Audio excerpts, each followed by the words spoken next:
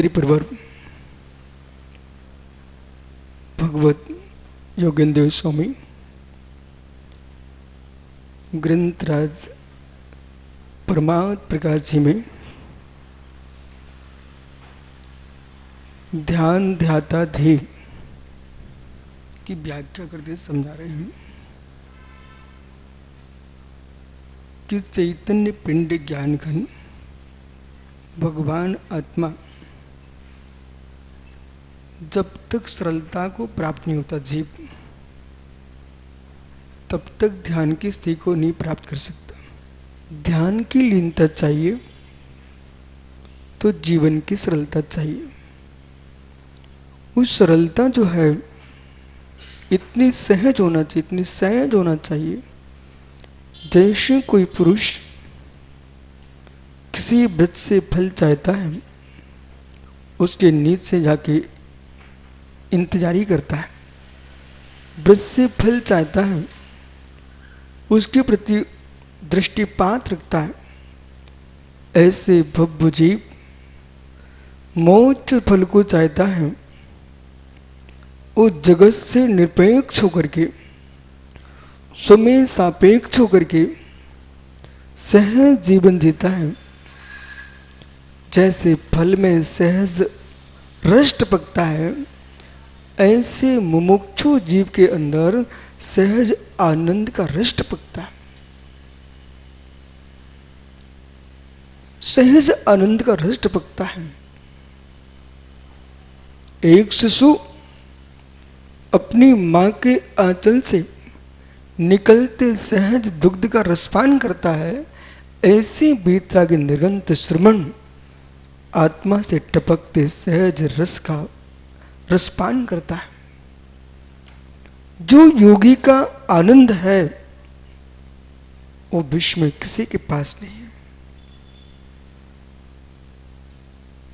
वो तभी संभव है, अनंत संभावनाओं से अपना अंत कर लेगा, तब प्रणीत सागर आत्मा का रस चख पाएगा। अनंत संभावनाओं से अपना अंत कर लेगा, अनंत आकांक्षाओं से अंत कर लेगा, तब यह जीव आत्मरस का रस पान कर पाएगा। वो कैसा रस है, यहां पर आचार्य ब्रह्मदेव सूरी योगेंद्र स्वामी सहज भाव से समझा रहे हैं। आत्मनः कर्मतापन्नम,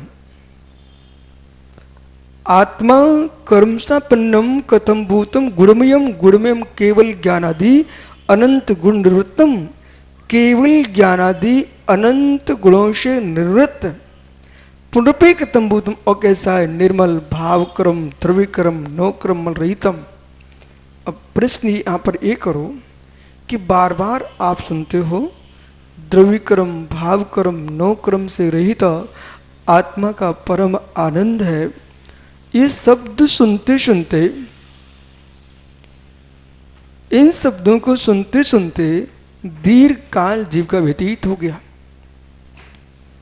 द्रव्यकर्म भाव कर्म नो कर्म रहितम, द्रव्यकर्म भाव कर्म नो कर्म रहितम। लेकिन पीयूष क्रिया कर्म से दूर नहीं होगा। अब मेरे पक्ष को समझो, क्रिया कर्म से रहित नहीं होगा तब तक द्रव्य क्रम भाग क्रम रहितम के शब्द सुनते रहिए, लेकिन कोई संभावना नहीं है। एक पुरुष रायपुर आया और सचिन ने सुना कि रायपुर में बहुत सुंदर फैनी मिलती है, मुख में रखते ही अंदर चली जाती है, इतनी स्वादिष्ट फैनी रायपुर में मिलती है, ऐसा सुना। सुनते रहिए आप, लेकिन वे फैनी जो मिलती है उसके लिए पैसा चाहिए पड़ता है, और जेब खाली है तो फैनी की चर्चा सुनते रहिए, लेकिन फैनी नहीं खा पाएंगे। ऐसे जो श्रमण, जो साधक द्रव्यक्रम भावक्रम नो क्रम रहित आत्मा का परम आनंद है, ऐसा शब्द रटता रहे, सुनता रहे, लेकिन जब तक आपके पास कर्तुति के कर्म का निरसन नहीं होगा, द्रव्य कर्म भाव कर्म का अभाव कभी नहीं कर पाएंगे। समझ में आ रहा मैं क्या बोल रहा हूं? द्रविक्रम भावक्रम नौक्रम से रहित आत्मा परम केवल ज्ञान को प्राप्त होकर के निर्वाण श्री का प्राप्त करती है। परम अशरीरी भगवत्ता का आनंद वही जीव लूटता है जो द्रविक्रम भावक्रम नौक्रम रहित होता है।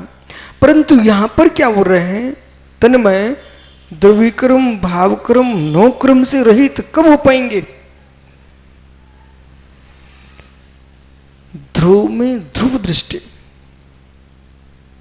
ध्रुव में ध्रुव दृष्टि, पर्याय अध्रुव, अकृत्रिम अनादि नित्य पर्यायों में भी अर्थ पर्याय की दृष्टि से अनित्यपना है। मानते हो? अनादि नित्य पर्याय अकृत्रिम, उनके अंदर भी अनित्यपना है। उनमें अनित्यपना नहीं देखोगे तो अर्थ क्रियाकारक का अभाव हो जाएगा, और अर्थ क्रियाकारक का अभाव होगा तो द्रव्यत्व का अभाव हो जाएगा। एक एक शब्द समझना, अब गूढ़ता में जाइए थोड़ा। जो अनादि नित्य पर्याय है, अनादि नित्य पर्याय है मेरुवादी, अनादि नित्य पर्याय हो पुद्गल की जो अनादि नित्य पर्याय हो मेरुवादी है, उनके अंदर भी अर्थ पर्याय का प्रमाण चल रहा है। वो अर्थ पर्याय का प्रमाण होने से उनमें भी अनित्यता स्वीकार करना पड़ेगी। यदि सर्वथा अनित्यता नहीं मानेंगे आप तो अर्थ क्रिया का अर्थ का अभाव हो जाएगा। परंतु वो अनित्यता ऐसी नहीं है जो कृत्रिम द्रव्यों में होती है कि नष्ट होने वाली है, उसमें उसी का प्रमाण चलता रहेगा। अब वहां देखना है कि अनादि नित्य पर्याय को देखने के उपरांत कल आपने राजवार्तिक में पढ़ा, अष्ट सहस्री में पढ़ा कि पर्याय का प्रमाण पारणामिक भी होता है। पर्याय का प्रमाण पारणामिक होता है, जबकि पारणामिक भाव आप जब जो मात तत्वा सूत्र को जीव भव्य भव्यत्वानि च इस सूत्र को पढ़े हुए हैं, वे चा का अर्थ नहीं निकालते। वे जीवत्व भव्यत्व अभव्यत्व ये तीन पारणामिक की व्याख्या करके शांत हो जाते। जबकि सचिन समझो मित्र, उसमें चार शब्द लिखा है जीव भव्य भव्यत्वानि च, तो जीवत्व भव्यत्व के साथ साथ अभव्यत्व के साथ साथ चा जुड़ा हुआ है। कर्तृत्व भी पारणामिक है, अकर्तृत्व भी पारणामिक है, पर्याय का प्रमाण भी पारणामिक है, भुक्तत्व भी पारणामिक है, अन्यत्व भी पारणामिक है। इस सारे पारणामिकों को जब विचार करते हैं तब साधक प्रवेश करता स्वरूप में। कैसा प्रवेश करेगा? तटस्थ होके। अब विषय यह है तन्मय, एक गहन विषय है। किसी जीव को समझ नहीं आए तो श्रद्धा करना चाहिए। विनोद भैया, आगम के विषय इतने गुण हैं, समझ नहीं आया तो श्रद्धा कर लेना चाहिए। आचार्य कुंद कुंद स्वामी ने श्री प्रवचन सार जी ग्रंथ में लिखा हुआ है कि आगम को जो नहीं जानता उसका कल्याण हो जाएगा। आगम को जो नहीं जानता उसका कल्याण हो सकता है, हो जाएगा। लेकिन आगम को जानता भी नहीं है, आगम की मानता भी नहीं है, वो आगम को भी नहीं मानता, ऐसे जीव का कभी कल्याण नहीं होगा। माना कि मैं प्रवचन कर रहा हूं, ठीक है, आवश्यकता नहीं है कि सुमित पांड्या की बुद्धि पर पूरा चढ़ रहा हो। बड़े बड़े धुरंधर लोगों को समझ में नहीं आता, तो समझ में नहीं आता इसका मतलब ये मत मस्तिष्क में रख लेना कि महाराज जी गलत बोल रहे हैं। जिस दिन आप आगम का स्वाध्याय करोगे ना तो दुनिया की गलतियां तुमको समझ में आ जाएंगी कि गलत कहां हो रहा है।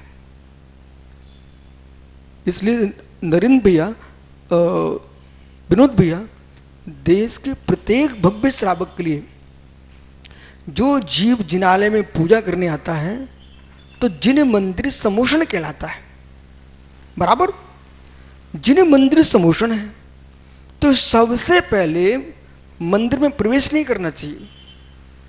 सबसे पहले मंदिर की पूरी परिक्रमा लगाना चाहिए, जो आगम की विधि है। अब किसी ने कभी जानी नहीं, किसी ने बताई भी नहीं, और मैं आपको आगम खोल के बताऊंगा तो आपके मन में क्या आएगा, महाराज जी नई बात बता रहे हैं, तो हो ही नहीं सकता ऐसा। जबकि अब सुनिए, निसंगोहम जिनानम त्रिपरित भक्त्या, आगम बोल रहा है ये, निसंगोहम जिनानम, मंदिर के गेट पर आते ही निसंग हो जाइए, संपूर्ण परिग्रह का परित्याग। जैसे आपने गेट पर पैर धोए हैं, कचरा मल हटाया है, ऐसे मन का मल हटाने कर निसय निसय बोलने का, वह निसंगोहम। और निसंगोहम बोल करके वे मंदिर श्रेष्ठ है जो मंदिर किसी व्यक्ति के मकान की दीवार से नहीं लगे। रागी भोगी के दीवार से जो मंदिर की दीवार नहीं लगी है, उत्कृष्ट मंदिर है। यहां तो नहीं लगा ना। और मित्र, कोई मकान बनाओ भी ना, मंदिर की परिक्रमा छोड़ के बनाना, उतना स्थान छोड़ देना। वेदी की परिक्रमा नहीं लिखी, वो वेदी की परिक्रमा इसलिए लगाना पड़ती है कि मंदिर की परिक्रमा नहीं है। तो मंदिर जो है वो नव देवताओं में स्वयं देव है? मंदिर नव देवताओं में एक देव है, वो पूज्य है। तो निसंगोम जिनानाम, निसंग होकर के जिन मंदिर की 3 प्रदक्षिणा लगाना। आते ही सबसे पहले आप अपने पैर शुद्ध करो, मुख शुद्धि करो, यदि गड़बड़ है तो। उन्हें 3 प्रदक्षिणा लगाना मंदिर की, और 3 प्रदक्षिणा कर फिर हे प्रभु, ऊर्ध्वलोक में, मध्यलोक में, अधोलोक में भटकते भटकते कहीं शांति सुख नहीं मिला, अब घूमते घूमते आपके चरणों में गिर पड़ा, फिर अंदर प्रवेश करना। निसंगोहम जिनानम त्रिपरित्र। अब आप किसी से पूछोगे ना, वो अरहत भक्ति में, इस ध्यान रखना मैं क्या बोल रहा हूं, कोई भी आचार्य मुनि भगवंत विद्वान से पूछना, बोले अरहत भक्ति का अर्थ क्या है, अरहत भक्ति का अर्थ क्या है, तो वो आपको बता देंगे कि आचार्य पूज्यपा स्वामी ने जो इरियापथ वृत्तिगुण होता है, अरहत भक्ति उसमें लिखा है निसंगोहम जिनानाम त्रिपरित सदनम, जिनानाम सदनम, जिनेन देव के सदन यानी मंदिर, जिनेन देव के मंदिर की 3 प्रदक्षिणा लगा करके इस त्वा खड़े होकर के फिर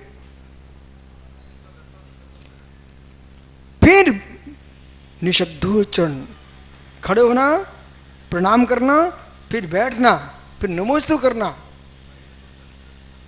फिर नमोस्तु करना। इसके बाद आप भाले संसाप, इन हाथों को ऐसा नहीं नमोस्तु नमोस्तु, ये नमस्कार की विधि नहीं है। पहले मुक्ता स्तुति मुद्रा बनाओ, यूं खड़े हो, यूं खड़े हो भगवान के सामने, यह है मुक्ता स्तुति मुद्रा।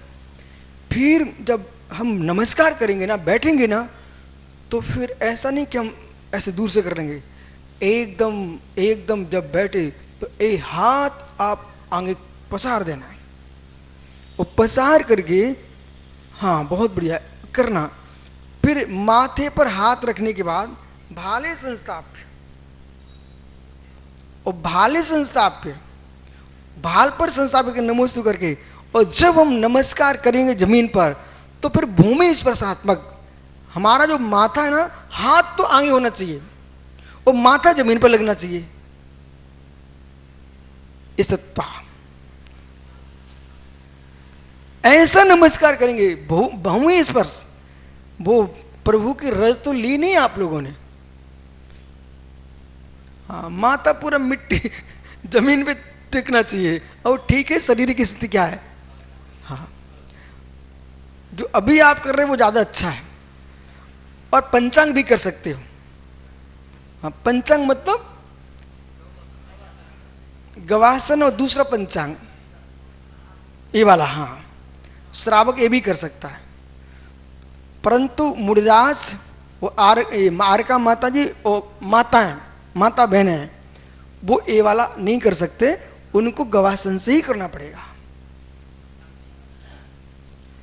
कोई भी मुड़िदास, कोई भी स्त्री दीक्षित अदीक्षित हो, लेकिन लेट करके नमस्कार नहीं कर सकते भगवान को। मात्र श्रावक कर सकता, पुरुष। पर मुनिराज जो एकदम लेट जाना, वो आगम में उसको स्वीकार नहीं किया। अब वो चाहे गुरु मिलन हो चाहे प्रभु मिलन हो, जब प्रभु मिलन को स्वीकार नहीं करे, गुरु मिलन क्या होता है? देखो भाई, चेहरा देख के मैं वो व्याख्या नहीं कर सकता, बराबर। वहां तो गवासन से बैठ करके पिच्छी लेकर के आप नमोस्तु प्रतनमोस्तु करो।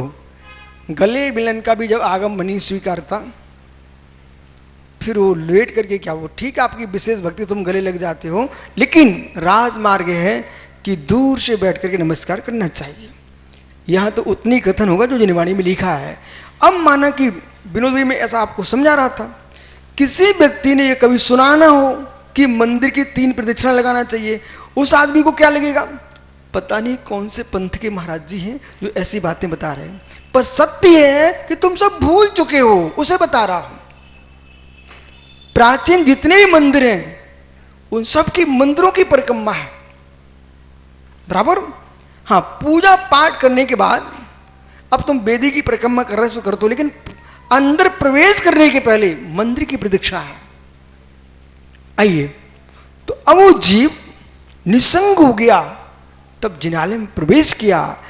ऐसे द्रव्य कर्म, भाव कर्म, नौ कर्म से रहित होने के लिए वो जीव को क्या करना पड़ेगा, निसंग होना पड़ेगा,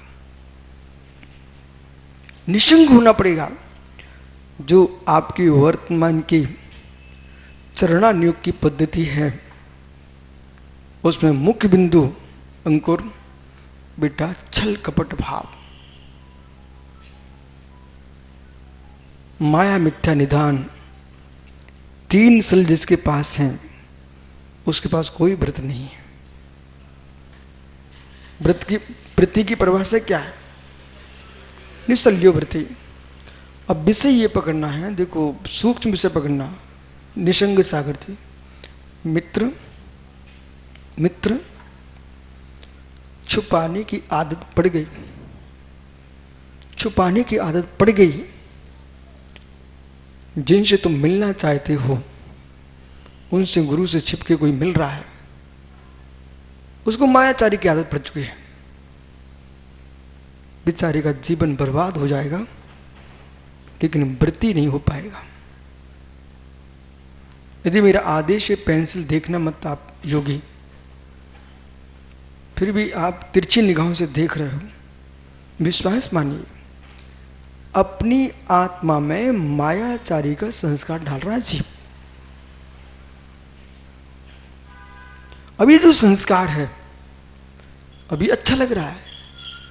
भगवती आराधना नाम का ग्रंथ जैन दिगंबर परंपरा का समाधि मरण का महान ग्रंथ है। उस ग्रंथ में छपक को अंतिम श्वास श्वास तक समझाया जाता है कि मिथ्या छोड़ो, माया छोड़ो, त्रिशल्य छोड़ो, निदान छोड़ो, छल कपट छोड़ो। क्यों समझा रहे हैं?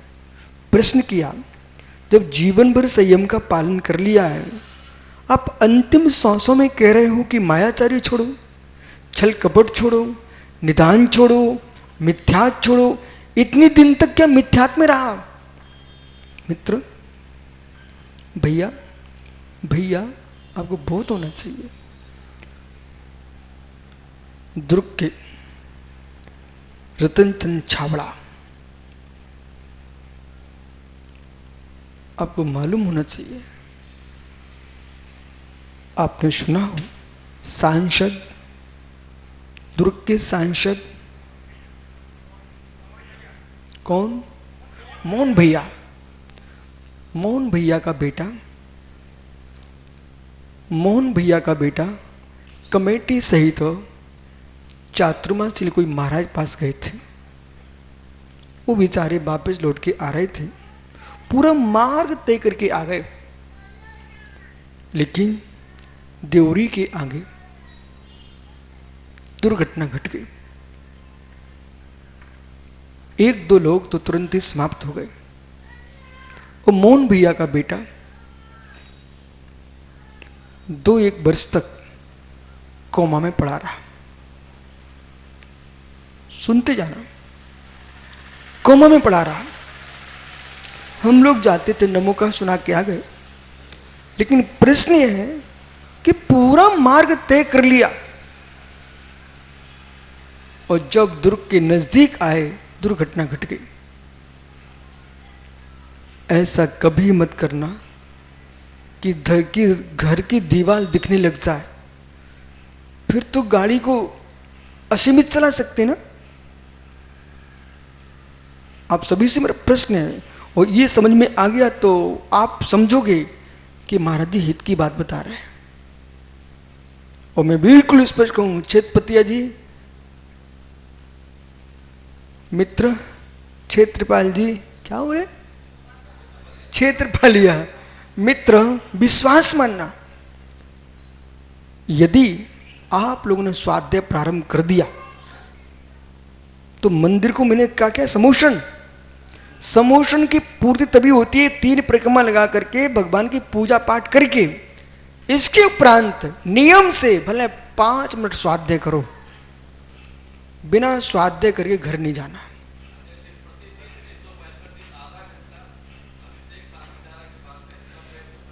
हाँ, स्वाध्याय करके ही घर जाना, फिर घर जाकर के घर के गेट पर 2 मिनट इंतजार ही करना। जितने भी तरह के दिगंबर मुरझास देश में हैं, विदेह में हैं, ऐरावत में हैं, उन सारे मुनियों का निर्दोष आहार हो, ऐसी भावना भाके फिर भोजन करना। हो सके तो पड़गान करना द्वार पर आकर के। इस श्रावक की पूरी चर्या है कि बिना मुनि आहार की अनुमोदना के मुख में गिरास मत रखना। कि जितनी धरती के निर्गंत देवता हैं भारत की भूमि पर नहीं, 2.5 द्वीप में, सबके निर्दोष आहार हूं। अभाग्य मेरा मित्र, पड़गान करना, पड़गान करना। नहीं नगर में तब भी पड़गान करना। जब हम भावों से शिव मंदिर स्वामी को नमस्कार कर सकते हैं तो निर्गंत मुनि के पड़गान की भक्ति भा सकते हैं। वो ऐसा जब जीव स्वाध्याय करेगा तो स्वाध्याय ऐसी वस्तु है कि भावों की विशुद्धि तो बनती है तत्क्षण। व्यर्थ के प्रपंच से कोई मुझे छलने भी आए तो हम छले नहीं जा सकते, क्योंकि आगम ये है और अन्य व्याख्या अलग है। बराबर, बहुत अच्छा आप लोग कर रहे हो। स्वाध्याय की परंपरा कभी मत छोड़ना, क्योंकि भगवान तीर्थंकर की 24 घंटे में 4 बार देशना करती है। आप आवाजें सुनते हो दिन में 12-1 बजे, फिर शाम को 5 बजे। ये आवाजें किस बात की हैं? ये भगवान की दिव्य नींद खुलने का समय था। समझ रही ना? आइए, तो जब जीव आगम पड़ेगा समझेगा, और जब जिनाले में वासना होगी तो फिर मालूम क्या अनुभव करना। हमने जिनदेव की पूजा कर ली है, अब हम 12 सभाओं में बैठ गए हैं, अब प्रभु की वाणी घिर रही है, हम उसे सुन रहे हैं। सब ध्यान से सुनना, एक बाँचो शेष सुनो, फिर बदलते जाओ, तब तो आपको आनंद आएगा। अब हम घर जाकर के सीधा भोजन नहीं करना, मंदिर में देख लेना कोई धर्मात्मा जीव तो बाहर से भूखा नहीं आया। तो ये देश में एक विशेष छा जाए कि धन्य ऐसे भक्त जीवन में मैंने देखे कि अपने घर में रूखा भोजन नहीं करते, रूखा भोजन नहीं करते। जो अतिथि को भोजन कराए बिना भोजन के भी रूखे भोजन करते हैं, जो अतिथि के साथ भोजन करते हैं वे मेरे सरस भोजन करते हैं। अतिथि को भोजन कराने के बाद जो आनंद आता है वो आप सब समझते हो। बराबर। अब जो जीव की स्वाध्याय की परंपरा कहाँ से? मंदिर से शुरू किए, फिर वो जीव मुनिराज बन गया।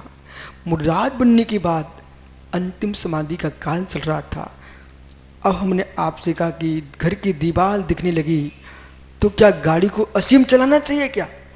नहीं, तब भी गाड़ी को संभल के ही चलाना चाहिए।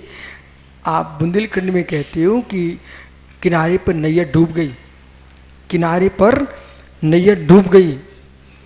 पूरे जीवन भर तो बहुत अच्छे से साधना किए, और जब समाधि का काल आया, श्रद्धा डगमगा गई, मायाचारी आ गई, निदान बंद कर लिया। तो अंतिम समय तक आचार्य निर्यापकाचार्य स्वामी छपक को समझाते हैं कि मित्र, कहीं तुम्हारा भव ना बिगड़ जाए। गुरु को, निर्यापक को क्या चाहिए? कुछ भी नहीं चाहिए। आपने अपना जीवन सौंपा है, तुम्हारे अंदर की कसाय की कालमा नहीं धुल पाई तो मित्र, नग्न भेष में जीवन निकल जाएगा, नग्नत्व की अनुभूति जीव नहीं ले पाएगा। क्षण क्षण के छल कपट का जो परिणाम है, इस समाधि भंग करता है, समाधि भंग करता है। तो बार बार समझा रहे हैं कि ज्ञानी, न सुंदर चेहरा काम में आएगा, न चाहते लोग काम में आएंगे, और माया के पिंड स्वरूप जो नारी परिया है, वो तो कभी तुम्हारे काम में नहीं आएगी। अब विश्वास करो, जितनी माता यहाँ बैठी हैं, वे इसलिए नहीं आई कि तुम मेरा चेहरा देखो, वे इसलिए यहाँ पर आई हुई है कि स्वामी, वो दिन कब आए आपके स्वरूप को देख करके इस पर्याय का विनाश हो जाए, और मैं भी निर्गंत दीक्षा प्राप्त करूं पुरुष बन करके।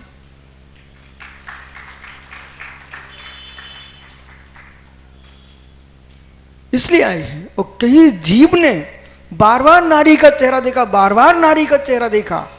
बेटा, कर्म का नो कर्म भी होता है। गंध भी प्रणाम खराब करती है, इस पर सी नहीं। देखना भी खराब करता प्रणाम, इस पर सी नहीं। शब्द भी इनके प्रणाम खराब करते हैं, इस पर सी नहीं। बार बार बिठाना, बार बार बिठाना, अपने जीवन को गड्ढे में डालना है। और छल कपट के परिणाम से जीव अंतिम श्वास में वो छल भाव जीवित रहा। तो बेटा, नवीन तो विमान बनाएगा, चलो गुरुजी की समाधि हुई है, अपन चंदन की लकड़ी से संस्कार करेंगे, पर गुरुजी मर करके सूकरी के पेट में पहुंच गए। हाय हाय, अब क्या होगा? सुनते जाने एक एक शब्द। एक व्यक्ति, सुब्रत सागर जी, सम्यक कौमुदी एक ग्रंथ है, प्रत्येक ब्रह्मचारी को, मुनिराज को पढ़ना चाहिए। उसमें कथा आई हुई है कि श्रावक कहीं फल चढ़ा जाते हैं, फल चढ़ा जाते हैं। उनको फल चढ़ाने के बाद चढ़ गए, अब ले जाओ वापिस, वहां छोड़ के मत जाओ। जीव के प्रणाम की दिशा, प्रणाम की दिशा। भगवान के मंदिर में कोई भक्त आया, वो खरबूजा चढ़ा के चला गया, खरबूजा चढ़ा गया। अब मालूम क्या हुआ? वहां कोई मुनिराज विराजमान थे, उनका प्रणाम खरबूजे की सुगंध सुन करके खरबूजे में चला गया। जो खरबूजे में चला गया, माया भाव से आर्त रुद्ध भाव हो गए, उनकी मृत्यु हुई। उसी खरबूजे में जाके इल्ली बन गए, कीड़ा बन गए। ओह महात्माओं, द्रव्य संग्रह की गाथा नंबर 11 देखो। पढ़ी साहब, जो मैं बोल रहा हूं विश्वास मान बेटा, मेरा आप लोगों से कोई प्रयोजन नहीं है, हमारा उद्देश्य क्या है? जितने जगत के प्राणी हैं इनका अहित न हो जाए और धर्म की हंसी न हो जाए। 11 नंबर की गाथा में लिखा है, जब उन्होंने पुरीलते बाहु एक गाथा की टीका की आचार्य महाराज ब्रह्मदेव सूरी ने, तो एक एक इंद्रिय में उत्पत्ति के हेतु भी लिखे हुए हैं। जो जीव जिस इंद्रिय का रागी होता है, कोई बार बार फूल सूंघता है और बंद पकर्ष काल में फूल सूंघने के परिणाम आ गए माया भाव से, तो मालूम चला कि फूल के अंदर कीड़ा हुआ अथवा वो वनस्पति वही फूल ही हो गया। ऐसे ही मित्र विश्वास मान, पुरुषों के मल द्वारों पर, नारियों के मल स्थानों पर सम्मूर्छन पंचेंद्रिय संगी मनुष्य रहते। बराबर प्रवचन सार में लिखा हुआ है, और दिगंबर जैन परंपरा में प्रवचन सार उच्च कोटि का आगम ग्रंथ है, उच्च कोटि का। उन्होंने लिखा, नारी पर्याय में मोक्ष नहीं होता। क्यों नहीं होता? प्रचुर जीवों के कारण, माया परिणाम के कारण। यद्यपि श्वेतांबर परंपरा स्त्री मुक्ति मानती है, दिगंबर परंपरा किंचित भी कभी भी स्त्री मुक्ति नहीं मानती। ध्रुव स्त्री वेद में मोक्ष नहीं होता। अब वहां सुमित पकड़ मित्र क्या हुआ? जिस जीव ने बार बार चमकते चेहरे पर स्वेज की बूंद, स्वेज यानी पसीना, चमकते स्वेज की बूंद पसीने की चेहरे पर देखा आपने, और देखते देखते तुम भोग रहे थे आंखों से दूसरे का चेहरा टिक करके। हे मित्र, उस चेहरे को देखते देखते इतने गहरे में चले गए माया परिणाम के प्रभाव से। जिस चेहरे को तुम देख रहे थे वो मरण करके उसी चेहरे पर तुम पसीने में जाके कीड़े बन गए।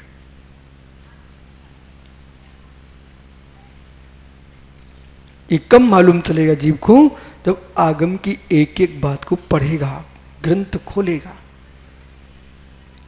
देख रहे थे हर एक दूसरे के चेहरे को बेटा,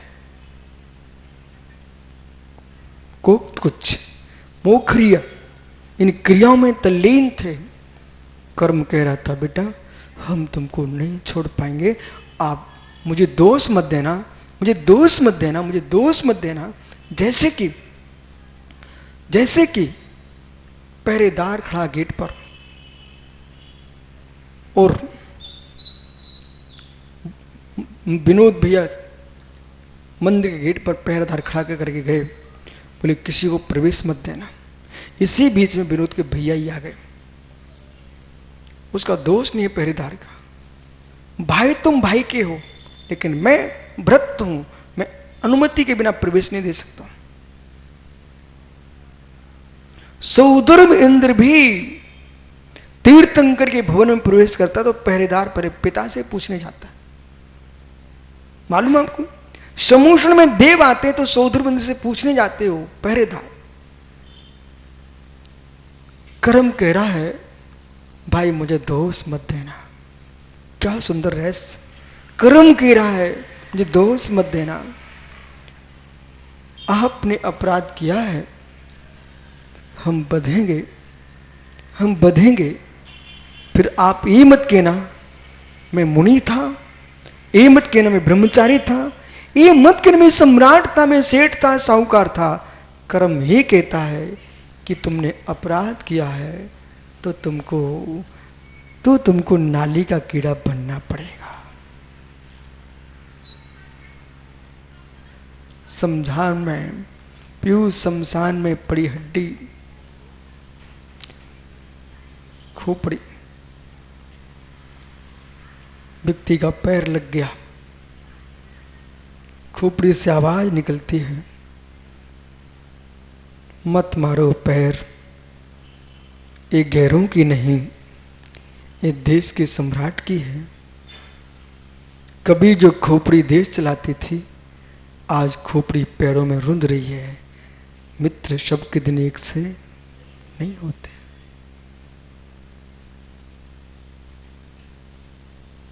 सबके दिन एक से नहीं होते।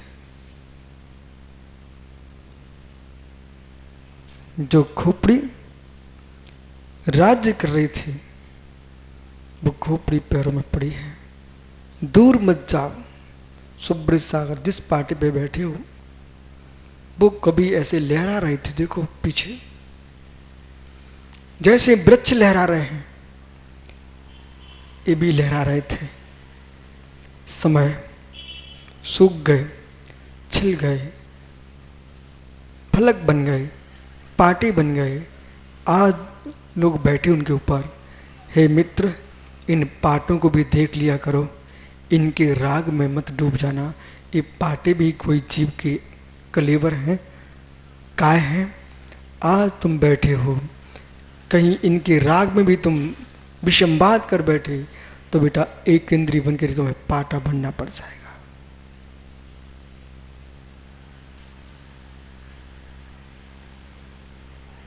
चक्रेश, अपने ऊंचे भवनों को देख करके ज्यादा राग में मत डूब जाना।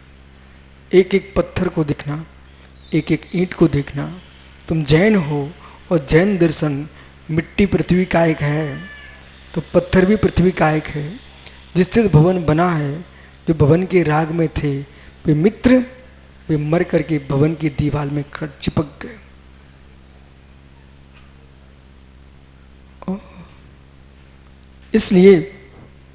इसलिए वो पंडित जी श्रीफल लिए चले आ रहे मुस्कुरा करके।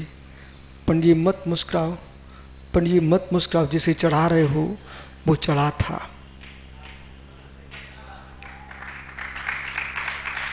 ओह पंडित जी आप मुस्कुरा रहे, हमने गुरु के चरणों में चढ़ा दिया। पर मित्र वो सोच रहा है मेरी क्या दशा है, मैं कितने ऊपर चढ़ा था। वहां से कर्नाटक में मैंने देखा, चढ़ चढ़ के लोग ऊपर जाते हैं और ऐसे पटक दे, धड़ाम नीचे गिरता है। वो कहता क्यों, कभी मैं ऊपर चढ़ा था, आज नीचे पड़ा हूँ, अब मैं गुरु के चरणों में पड़ा हूँ। सबके दिन एक से नहीं होते। मत फूलो मत फूलो, फूल भी झड़ जाते हैं। मत फूलो मत फूलो, फूल भी झड़ जाते हैं। सबके दिन एक से नहीं होते। इसलिए द्रव्यक्रम भावक्रम नोक्रम से रहित होने की व्याख्या सुन रहे हो, ये तभी संभव है जब माया मिथ्या निदान तीन क्रम से दूर हो गए। वो माया मिथ्या निदान तीन क्रम से दूर नहीं हो पा रहे हो, कोटि कोटि ताकत लगा देना, द्रव्य क्रम भाव क्रम नो क्रम से रहित हो नहीं पाएगा जीव। इसलिए आदत नहीं डालना। सत्यार्थ बोध में 18 प्रकार के विषयों की व्याख्या लिखी। 18 प्रकार के विषय, 7 प्रकार के विषय आपने सुने हैं, लेकिन आज मैं आपको बता रहा हूं 18 प्रकार का विषय होता है। अब नवीन यदि आगम नहीं पढ़ा जीव ने, तो यदि गुरु उपदेश दे रहे हैं आगम के अनुसार, तो विश्वास करना चाहिए। हम नहीं जानते तो उसका मतलब आगम नहीं, ऐसा मत सोचना। मैं बार बार कहता हूं, इसलिए आप सबको स्वाध्याय करना चाहिए। ये रहस्य खुलेगा। ऐसा तिलक चंपू महाकाव्य की कर्ता सोमदेव सूरी है। वे ही आचार्य लिखते नीति वाक्यामृत। उन्होंने नीति वाक्यामृत ग्रंथ में 18 प्रकार के विषयों की व्याख्या लिखी है। बात करना ही विषय है। और साम्य सागर जी, मैंने एक दिन आपको बताया था, पन्ना के रिजर्व टाइगर में एक यात्री जंगली बंचर जीवों को देखने आया। हाथी पे बैठ के घूम रहा था जंगल में। उसके हाथ से छोटा सा बच्चा खिसक गया। क्यों सुना आपने? बच्चा खिसक गया, उस बच्चे को सिर उठा ले गया। सिर उठा ले गया। वन प्रशासन ने शेर को मार दिया। तो लोगों ने कहा कि बच्चा तो चला गया था, तुमने एक शेर को क्यों मार दिया? उनके शब्द सुनो आप। मैं वहीं आसपास में बिहार कर रहा था। मालूम क्या बोले? एक बार आदमी को उसने खा लिया, ये आदमखोर हो गया, आदमी का खून लग गया इसकी डालों में, और मानता नहीं, आदमी को खाता।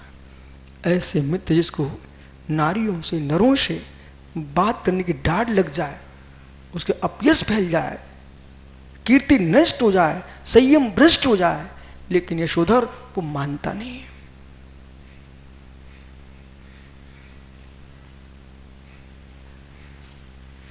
तो यहां कह रहे हैं कि पंडित जी आप इतने बड़े हो गए हो, मेरी बात पर गौर दो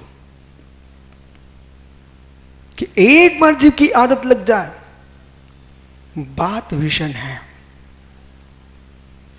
घर के काम छोड़ने कितने लोग कंगाल हो गए, कंगाल हो गए, वे बात करने में घंटों घंटों निकाल देते हैं, व्यापार का समय नष्ट। तो योगेश, महात्मा जी, योग सागर जी, सामयिक आपकी भाषा में चूल्हे में जाए, आपकी भाषा बोल रहा, मैं अपनी भाषा नहीं बोल रहा हूं, लेकिन मैं बात किए बिना नहीं रह सकता हूं। 12 बज गए हैं तब भी बात करनी मुझे।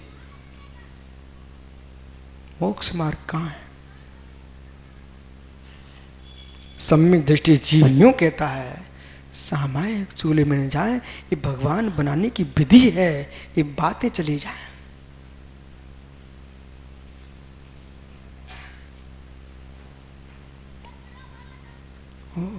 सर्वार्थ प्रणुत बुलौआ भेजना पड़ते।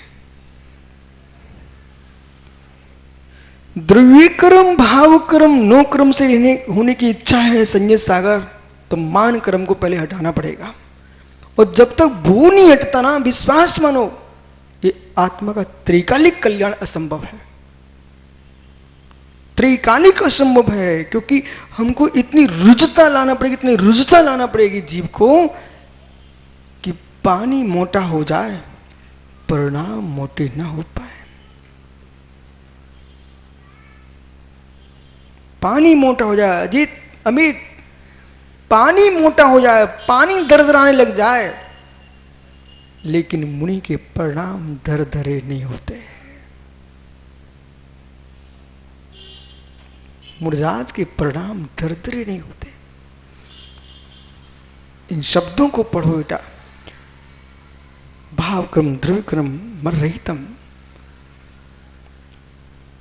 दीक्षा का प्रारंभ, जीवन का मध्य और अंत संलेखना, ये 3 बातें मस्तक में रखिए।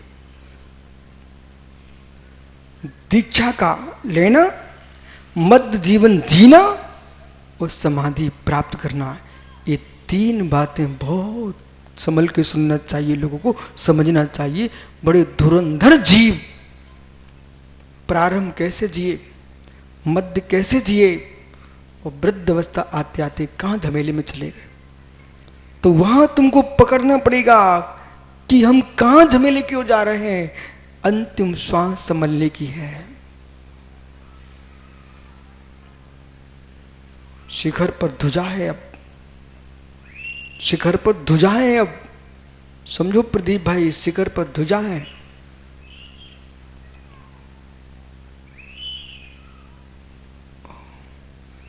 भैया, इस शांति नगर आपने बनाया तो ऊपर बनता गया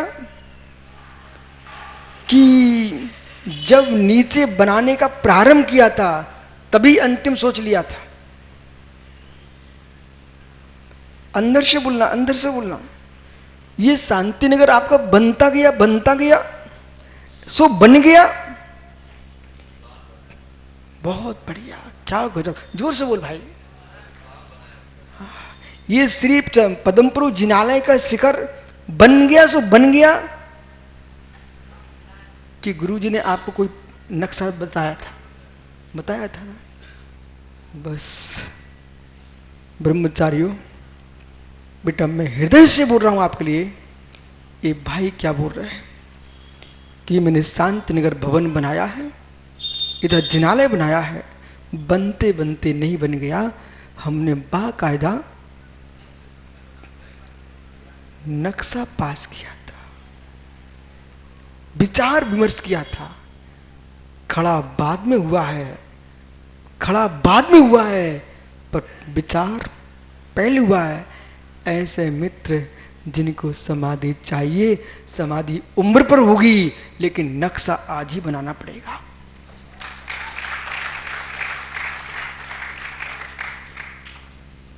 विनोद भैया जहां पर मेरे आज आहार हुए ना, वहां 90-95 साल के दादाजी हैं, 99 साल के। और 99 साल के दादा, जैसे उनके वृद्ध बेटे ने कहा पिताजी महाराज जी आए, मालूम वो दादा प्रफुल्लित हो गए, आनंदित हो गए और ऐसे बोले आपके चरण छूना, चरण छूना। ओहो मित्र, 99 साल की उम्र में गुरु के चरण छूने के परिणाम रहे, नहीं तो लोग कहते बिस्किट खिला दो मुझे।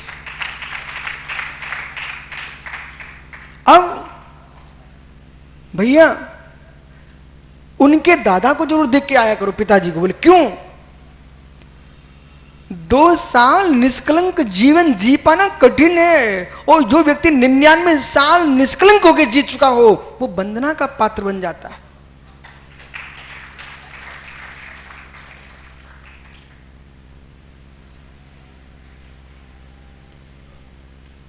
अंतिम श्वास में देव के श्रद्धा के प्रणाम बने रहे, गुरु की श्रद्धा के प्रणाम बने रहे। और मित्र, शांति से आयु कर्म को पूर्ण करना ये दुर्लभ है, दुर्लभ, सुर दुर्लभ, मैं कह सकता हूं सुर दुर्लभ। बोले क्यों? मिथ्या दृष्टि देवों की 6 महीने पहले माया मुरझाने लगती है, वे हाय हाय करने लगते हैं। भैया मिथ्या दृष्टि देवों की माला मुरझा जाती 6 महीने पहले मरने के। उसमें संतोष जी भी हाय हाय करते, आए मैं चला जाऊंगा स्वर्ग से। लेकिन 99 साल की उम्र मिलने के बाद भी न मरने की इच्छा रखना, न जीने की इच्छा रखना, न सुखों की याद करना, न निदान करना, ये सम्यक दृष्टि जीव का लक्षण है।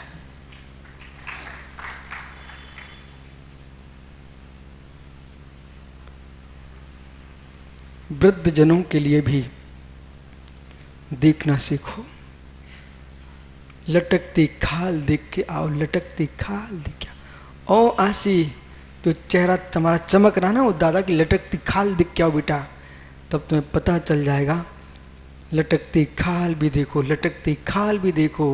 एक गाल जो चमक रहे हैं लटक जाएंगे, गाल लटके, इसके पहले पाप लटका दो और पुण्य बढ़ा लो।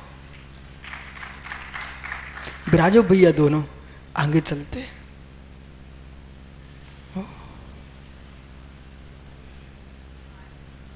माया मिथ्या विधान। जगत की कोई वस्तु प्रिय नहीं होना चाहिए आदमी को, जगत की कोई वस्तु प्रिय नहीं होना चाहिए आदमी को, अपने यश प्रिय होना चाहिए।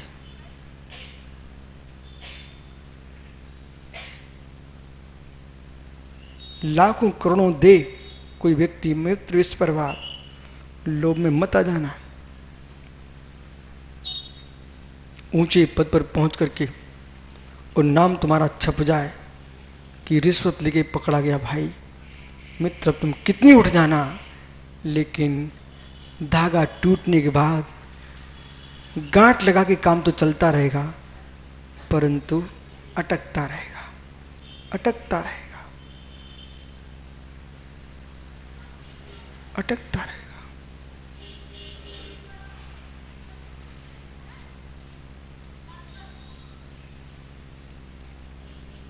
कहाँ आंख में कंकड़ चला गया, अब तुम गुलाब जल डालते रहो। यदि कंकड़ नहीं निकला तो गुलाब जल से ठंडक तो मिल जाएगी, पर आंखों की ककरा नहीं हटेगा जब तक बाहर नहीं निकलेगा। ऐसे जीवन को रवि महान बनाना चाहते हो तो राग का कंकड़ बाहर निकालो, बालक निकालना पड़ेगा। द्रव्यक्रम, भावक्रम, नोक्रम, ये 3 क्रममल हैं। भावक्रम, द्रव्यक्रम, नोक्रम रहितम अनुदिनम, दिनम दिनम अनुदिनम, प्रतिदिन, अनुदिनम अनवरतम इत्यर्था, अनवरत, सतत, हमेशा। इत्तम भूत आत्म के जायंती, ऐसी आत्मा को जो जीव ध्याते हैं, ये केचन ध्यायंती पराहते एव न अन्य निश्चय से, किम विशिष्टमते, कैसे, परम मुनिया। आचार्य महाराज अत्यंत श्रद्धा से शब्द लिखते हैं, परम मुनिया। ये परम मुनीश्वर लहू, क्या महिमा गा रहा है, लहू शीघ्र। प्रतिष्ठाचार्य जी, अहो प्रोफेसर साहब, पंडित जी, एक वयोवृद्ध प्रोफेसर तुम्हारे देव कुमार जी, आप भी प्रोफेसर हो, मित्र, आप दोनों कभी मिलोगे तो चप्पल की बातें करोगे कि जूतों की बातें करोगे कि साग मंडी का भाव पूछोगे? हे मित्र, कि सोने चांदी के भाव पूछोगे कि आप ये पूछोगे कि यानी किस कॉलेज की क्या व्यवस्था है, छात्रों को कैसे विद्या अध्ययन कराना चाहिए, देश में ज्ञान की ऊंचाइयां कैसे होना चाहिए, प्रोफेसर को क्या बात करना चाहिए हैं? विद्यार्थियों हित की बात करना चाहिए, बराबर है ना। प्रोफेसर कभी नहीं पूछेगा कि कौन से पशु का चमड़ा कितना कीमती है, नहीं, तुम विद्या हित की बात करो। ऐसे जैसे आप जितने ऊंचे हो उतनी ऊंची बातें करोगे तो तुम्हारा लोग चेहरा देखेंगे, और ऊंचे पद पर पहुंच करके नीची बातें करोगे, लोग तुम्हारा चेहरा देखेंगे, पर देखने का तरीका अलग होगा, तरीका अलग होगा, तरीका अलग होगा। ये निर्गंत मैंने मालूम कई बार छोटे छोटे बच्चों को देखा, जब भी फुर्सत में भैया वृत्ति भी करने आते ना तो आपस में पूछते हैं, क्यों, तुम्हारा कॉलेज कौन सा है, आप क्या पढ़ाई कर रहे हो, आगे आगे क्या करने का विचार है। मैं गदगद हो जाता हूँ। ये बच्चे अपने जीवन के बारे में सोचते हैं। फिर मित्र पिंडे, कोई साधक पूछे, क्यों तुम्हारी शादी कहाँ होने वाली है? बेटा, ये निर्गंतों की भाषा नहीं। जैसे प्रोफेसर नहीं पूछता दुकान में जूते कितने सुंदर बिकते हैं, ऐसे मित्र साधक ये चेहरों की बात नहीं पूछता है। साधक पूछता है, हे मित्र, भगवान बनने की कला क्या है?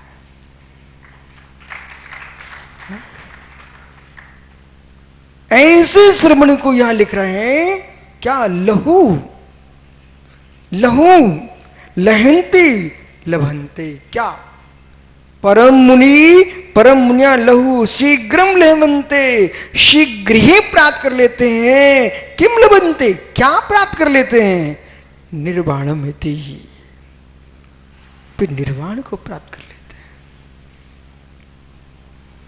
पल पल में पूछें तो आत्मा के बारे में, सुने तो आत्मा के बारे में, सोचे तो आत्मा के बारे में, बेश्रमण शीघ्र ही निर्वाण को प्राप्त कर लेते हैं।